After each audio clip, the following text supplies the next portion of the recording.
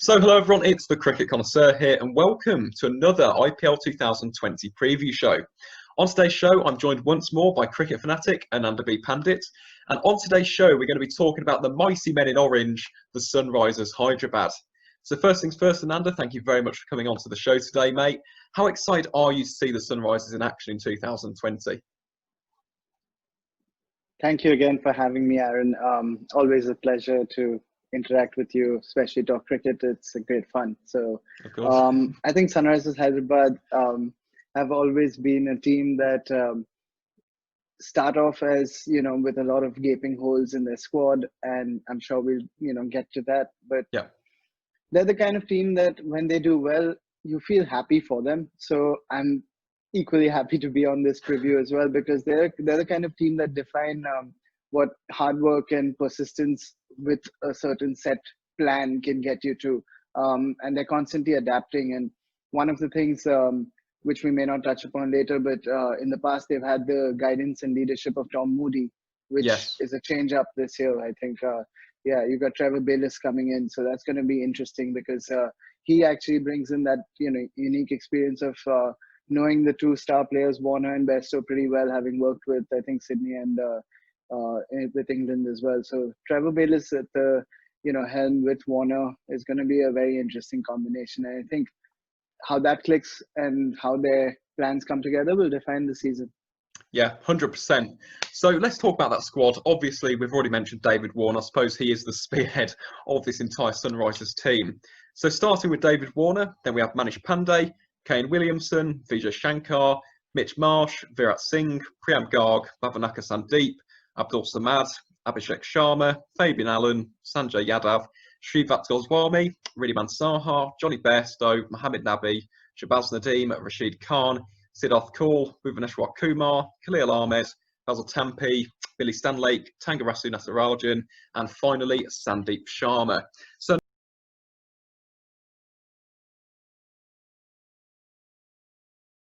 and what are your first thoughts on that squad? Who really stands out to you from that Sunrisers outfit?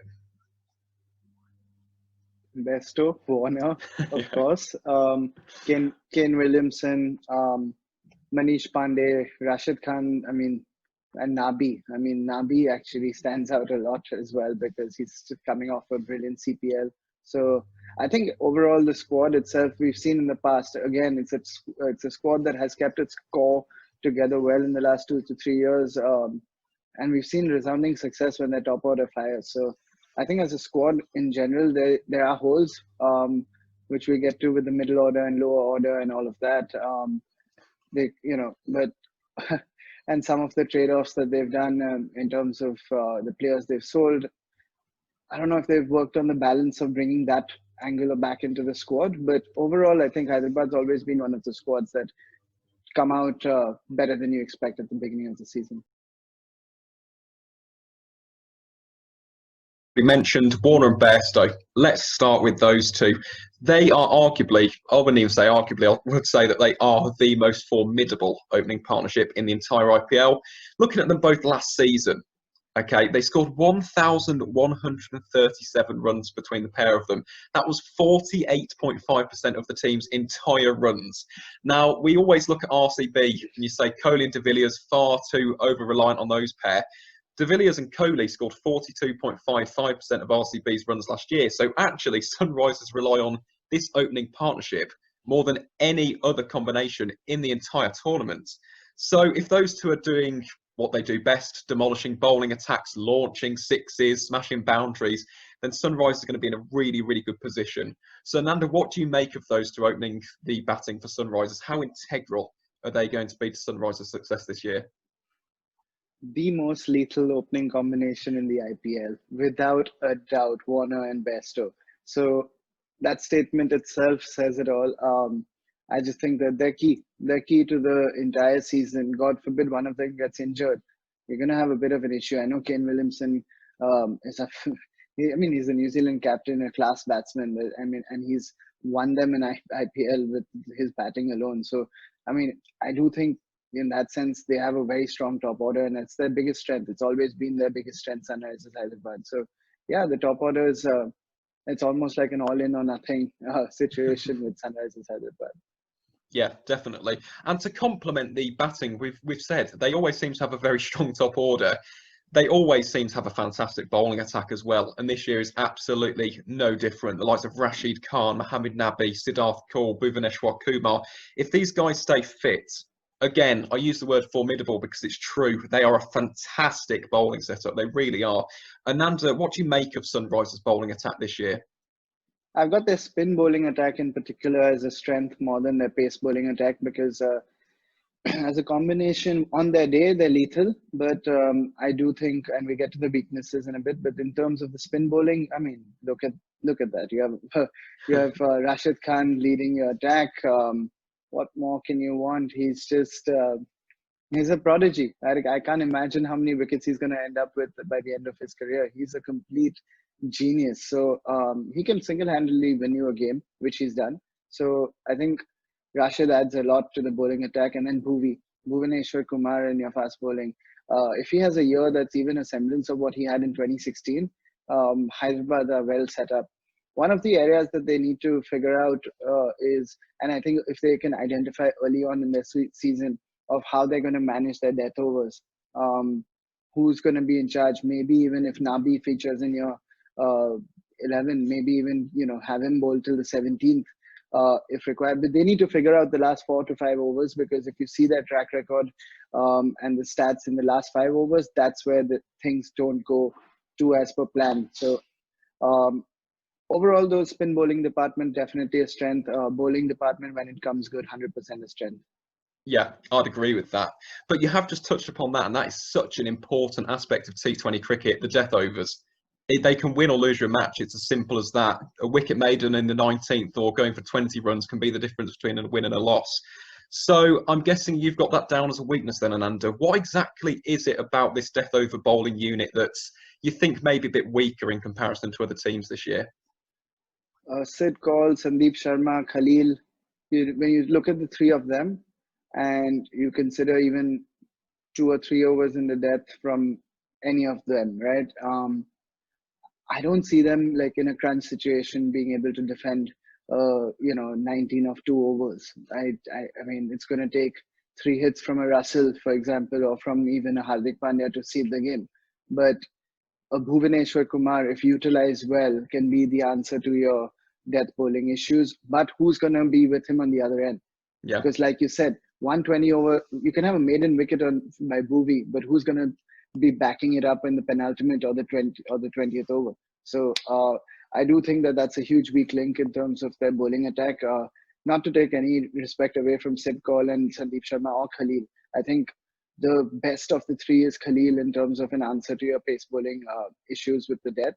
He just needs to hit the right spots, but it's something, again, a consistency issue, which is why you've still not got a backup to Zahir Khan in the Indian team. Otherwise, Khalil he's given an extended run. So I hope he comes good, because it would be great having him as a left-arm fast bowling option for India as well. So I think the squad, in terms of weaknesses, I would call them opportunities this season, because there's a lot of opportunities for Sunrisers Hyderabad if they utilize their squad well, that they can fill up. And coming to the next weakness, so one of my weaknesses was pen down with the finisher role.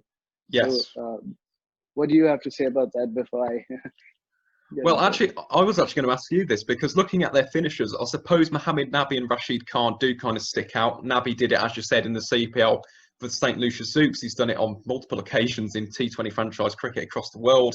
Did it very well for Kent in 2018 in the Vitality Blast. Would you be along the same lines then? Would you go Mohammad Nabi, or would you be looking at one of the younger players, the likes of Virat Singh, Abdul Samad, Priyam Garg, for example? Who would be your finisher, Ananda, in this Sunrisers team? So this is going to touch upon into our playing 11s, which we'll get to, I know, down the line. But Nabi would be a great option as a finisher if he plays in the starting 11, which we'll get to. But which is why, if you have a rotation policy with your international players, which I think is justified with the kind of level of the quality of your 5 frontline international options, I wouldn't be surprised if they keep giving a rest to one of them and keep rotating if needed. But considering Nabi I don't know if he makes the first 11, which we'll get to, but I would definitely build on Virat Singh or Abdul Samad as your finisher. I do know VVS Lakshman picked out Abdul Samad, who is a fantastic talent from Jammu and Kashmir, 18-year-old. VVS Lakshman's singled him out as a finisher to come in and occupy that finisher role. So whether he starts at the beginning of the tournament or comes in in the middle, I do know that that's kind of the role that Sunrisers Hyderabad are trying to shape up. If not for now, at least for the future. So he's an exciting talent. So I do think one of the two. And Virat Singh, I've seen the man hit a six like Yuvraj Singh. I mean, Yeah. He's got Virat in his first name with Yuvraj Singh in his last name put together. I hope the talent comes together as well. So yeah, it's exciting. Like I said, opportunity in the squad more than weakness. Yeah, definitely. I think that's a great way to look about it as well. I will say another opportunity, I suppose, but you can also determine it as a weakness, and that is the over-reliance on Warner and Bairstow. Purely because we just mentioned 48.5% of the team's entire runs last season. And bear in mind that Warner missed 3 matches, Bairstow missed 5 due to World Cup commitments. They cannot do that again this season. The likes of Manish Pandey, the young guns, Virat Singh, Garg, Abdul Samad, whoever comes through the ranks has got to step up. Same with Vijay Shankar if he's going to occupy that number 4 position as well. So again, you could maybe view that as a weakness. I actually quite like looking at that as an opportunity though, because it gives these youngsters something to kind of aim for. They can be the match winner. So, absolutely. And you touched upon the number 4 position, and it's perfect timing to bring that in. Shakib. Yes. Shakib missing is a big hole because this is his season. I mean, you're playing in UAE. He's the spin bowling all-rounder you need.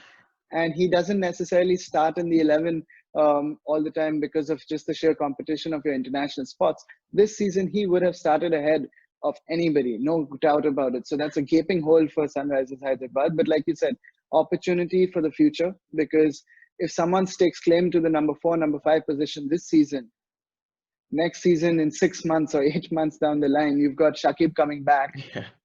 And you've got a formidable bowling attack and a formidable top order / middle order at that point then. So you hit it on the nail, Aaron. Like definitely, middle order is an opportunity this year. Yeah, definitely. It's going to be really interesting to see who kind of takes the opportunity, I suppose. And I'll start actually. That's quite a nice way to segue into our next segment, really. And that's a player to watch. And Andy, you've already mentioned him. I've already mentioned him as well. And that is Abdul Samad.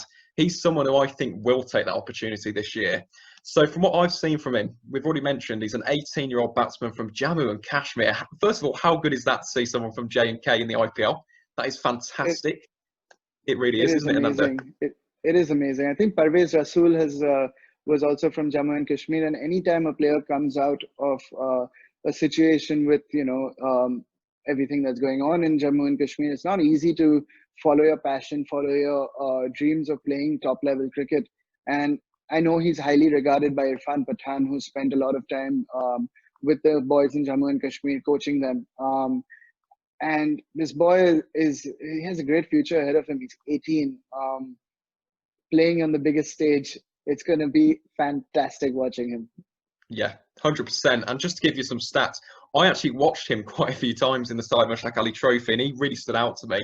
So in 6 matches, he scored 120 runs. He was the 3rd highest run scorer for J&K last season. Had an average of 60, and this is the key thing because he was not out on 3 occasions. This guy's a finisher. He can finish off an innings single-handedly. Has a strike rate of 150. We've mentioned he's an extraordinarily powerful striker of the ball. And I like that you mentioned the fact that there's the opportunity. Because let's say Kane Williamson does come in and they need that number 5, number 6 finisher. I think Abdul Samad could do that. We saw it in the game. I think it was against Gujarat. It must have been because it was Piyush Chawla and Aksar Patel in the Vijay Hazare. He absolutely dispatched them to all corners of the ground. He's such a fantastic young talent. If Sunrisers are willing to give him that opportunity, I think he's going to grab it with both hands, and we could have a serious prospect on our hands, I think. Ananda, what do you think? I absolutely agree. You couldn't have said it better. It's very exciting to have a youngster like him coming up the ranks because you've got an India future potential as well. I mean, at some point, Jadeja is going to step aside. You're going to have that little bit of an all-rounder finisher role that Hardik Pandya is, injured. every now and then. You need the T20 World Cups coming up in India. There's just so much that this take to claim in that sense for a youngster like him. So I'm looking forward to watching him, watching Virat Singh. Definitely players to watch out for. And I think another player to watch out for this season would be Manish Pandey. Yes. He's due a huge, and he's the one I had put down as my player to watch out for, because I think he's due a huge season. He has to stake claim to that number 4 position that he and Shreyas Iyer are vying for in the India team, and besides the Indian team, for Sunrisers Hyderabad, at number 3 or number 4, wherever you put Manish Pandey, he's the answer to these middle order issues that we have been discussing throughout this conversation. So I think both of our players to watch out for together, if they fire, Hyderabad are definitely in good stead for that. Definitely, and I completely agree with Manish Pandey. I think he scored 344 runs last season. He was the 3rd highest run scorer on the team. As an experienced figurehead who's been playing the IPL pretty much since its inception, it's going to be absolutely integral for him to have a big season. And I'm glad that you mentioned Virat Singh as well, because I think back, and I think it was in Surat, he scored 75 or 76 out against Karnataka, and he was absolutely just leathering the ball.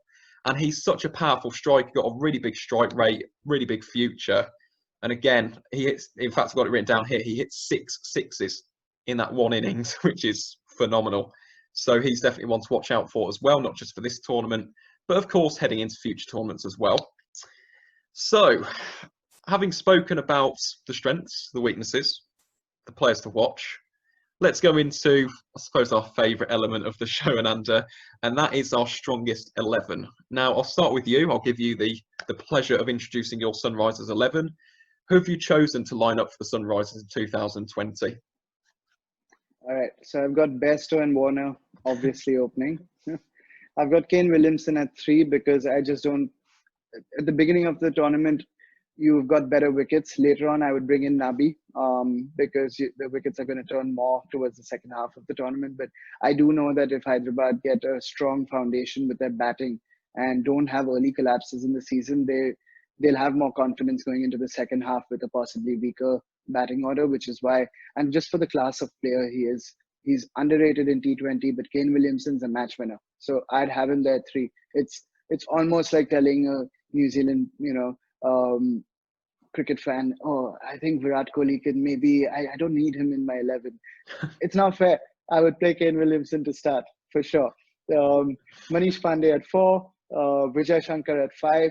I hope Vijay Shankar comes good because he's again one of those players who I think got the India duty a bit too hastily. So I think even though in retrospect now, let him at least prove the mettle and let him have a good season to show people that, he deserved to be there. So it would be nice to see that.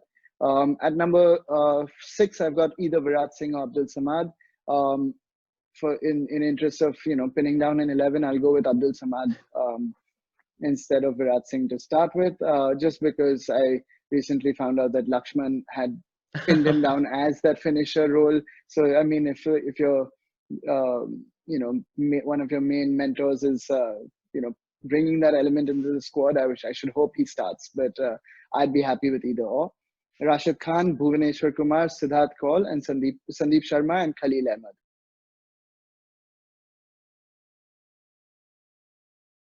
11. Unfortunately, Nabi would be, like I said, 12th man to begin with. He'd come in. There's no doubt he'd play a crucial role in the squad and in the 11, but maybe not at the beginning of the tournament.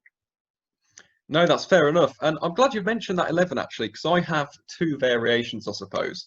I'll go with my ones for spin-friendly conditions. So let's say it's Abu Dhabi, for example, once the wickets start deteriorating.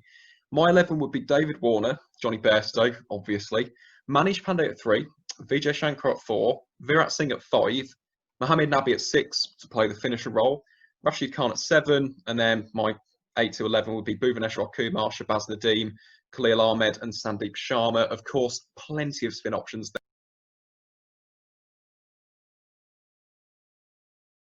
there. Mohammad Nabi, the finisher, an off spin option as well. Shabazz gives you a bit of a different option as well. Rashid Khan, we already know what he can do with the ball in hand.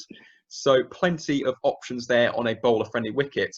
I'm glad that you mentioned, though, in the early stage of the tournament, because I also would be tempted to go with Kane Williamson. So with that regard, I'd go Warner, Bairstow, Williamson, Pandey at 4, Shankar at 5, Abdul Samad as my finisher at 6, Rashid Khan at 7, Bhuvneshwar Kumar at 8, Shabazz Nadeem at 9, Khalil Ahmed at 10, and Sandeep Sharma at 11. So I think that's a wonderful point to kind of bring up. And that's, in a way, a strength of this Sunrisers outfit, I suppose. The fact that they have that flexibility depending on the conditions, really. Yeah. But yeah, some very, very strong lineups there. And for anyone watching this at home, please do let us know your lineups as well. Put them down in the comments below. We'll go through them and give our thoughts on your selections for the Sunrisers Hyderabad. There's just a couple of more points in terms of the playing 11. As far as the second half of the tournament goes, my 11 from yours would be different because there's a player we missed out on discussing at all, is Ridhiman Saha. So yes. for me, if you take Williamson out of the 11, I would play Ridhiman Saha in the top 4, maybe even at number 3, because he has a phenomenal record as an opener. You can't dislodge Best or Warner, but if at all one of them don't play, you've got Ridhiman Saha as your backup opener, which is a fantastic choice. Every time he's given the opportunity, he proves himself, and at a surprisingly higher strike rate than you would expect him to. Yeah. So, yeah, Ridhiman Saha is actually, if you take a look at his numbers, they've been pretty impressive. So I would have Ridhiman Saha slot in, and I would have Nabi obviously come into the team. And the bowler who would drop out for me would be Sandeep Sharma, because you have Nabi coming in as an extra bowler. Plus, if Warner and Bairstow ever are not to play for whatever reason, I would bring in Fabian Allen or Mitch Marsh as your finisher role as well, because they have such brilliant options, and honestly, they've brought in the finishers as replacements to Huda and Yusuf Pathan in their squad, who were more reliable finishers earlier, but they brought in finishers who are international players. Great finishers, Mitchell Marsh and Fabian Allen. Unfortunately, they're international options, so they don't get ahead of your top 4. But that's for me in terms of the squad. Now I think we've touched upon everything. Yeah, I think that's completely fair as well, and a great point. Of course, Fabian Allen in particular, if he I'd love to see him get a game. I really would. Gives you a spin option as well. So yeah, I'm glad you mentioned that, Ananda. But heading into the final segment now of this preview show, and it's the bit that everyone loves. It's the pre-tournament predictions. So Ananda, I'll start with you. Where do you think Sunrisers will finish in this year's tournament in the group stages? 6th. I've got them down at 6th. That's interesting. That's the exact same as mine. I don't think they're making the playoffs. 5th or 6th. I mean, it's always it's a matter of 12 points or 14 points or 10 points or 12 points when you're looking at 5th or 6th, I think. Well, for 6th, it would be more like 8 or 10, I guess, by the end of the season. But I do think Sunrisers Hyderabad will push for the playoffs. At some point, they'll be contenders, but I don't think consistency will be something which they'll be able to come together after a point, considering the gaping holes that we've discussed. No, that's a very fair assessment of them. And of course, they do have their issues. The only thing that I will say to kind of put a silver lining on it, I suppose, if they strike that balance early, they could be a very formidable team. They've been here, they've done it before. 2016, they won the entire tournament. So, again, I wouldn't say they're the strongest on paper. I have got them down at 6. But you never know. If Warner and Bairstow can replicate the magic of 2019, if the bowlers come to the forefront as well, that middle order finally finds its feet.